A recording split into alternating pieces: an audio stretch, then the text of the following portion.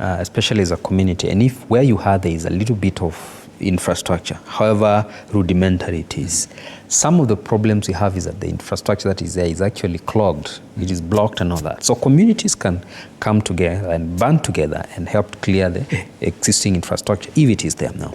In situation that it is not there, we should be able to create ways of, of drains. They can be earthen drains. Sometimes they don't have to be lined, and create the drains to make sure that when it comes... So like ditches, something, a group of boys can come and dig ditches and whatnot? Absolutely. When it rains, the water has a way out. That is another way of doing it. Now, we have a bigger problem of urban planning where we are not thinking about development in an integrated manner, which means I will not just build somewhere. I'll think about how to, I will think about the storm infrastructure, I'll think about the sewer infrastructure, I'll think about water supply, I'll think about power and all that. That's a bigger problem, and this city is in a mess because of that reason. The planning. However, in an urban setting, communities can, in a small way, participate in a way of making sure that when it rains, the water has its way out of their compounds and all that. And you can even put a berm around your house, and you can create drains and all that. Now, I think that will be different, the way we will respond in an urban setting compared to a rural setting. In the rural setting. Because in the rural setting, the biggest thing that we can do is if we can create ditches, we can create, in a very small scale, ponds. And I've seen some counties avail earth movers and excavators, whereby people can hire for around 2 hours, 3 hours or something like that, and they excavate. Excavate, you just remove soil and you create a depression where that water can trap collect. The water. As many as you can do that, then what you're creating is that you're creating various chambers for water to collect, and it is useful for you.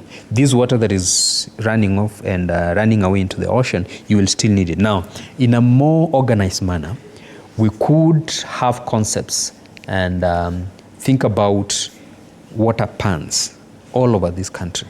We can have a mantra of a water pan in a village. Water pan for every constellation of 10 houses or instance or something like that. They have something, yes. And you think about creating a water pan, and we collecting that water for those families. They can feed their cattle. They can use it for the cattle to take and all that. They can use it for irrigation and all that. So that then becomes a targeted way of investing that way to have water harvesting all over the country. That water can be used for irrigation, can be used for cattle and stuff like that. And I believe then when we do that, we are solving several problems. Number one, the water problem. And then when you make it available, you can do irrigation for food, vegetables and stuff like that. Then you are solving food problem. And number three, when you invest properly in containing the water, you solve another problem of controlling floods.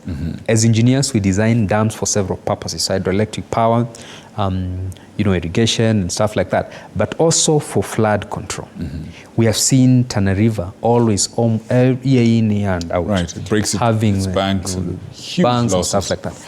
We are able to design dams for flood control. And that is possible. However, I appreciate at that high level now, it's significant investment. But as engineers, we are up to this task. We are leading conversations on this kind of investments and measures to be able to make sure that we harness forces of nature for the betterment of humanity. And this is sustainable development. Remember, where we have been placed, we can thrive there.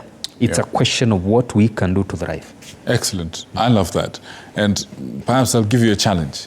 You and your brothers and sisters in engineering could perhaps reach out to, we have a culture of CSR, our corporate Kenya loves to go out and do things for the sake of different communities and different causes. Perhaps you could design things for them to actually back systems that can help communities in a much more impactful way, because, they have access to funds and community is indeed in need of such investments. Fantastic. Absolutely.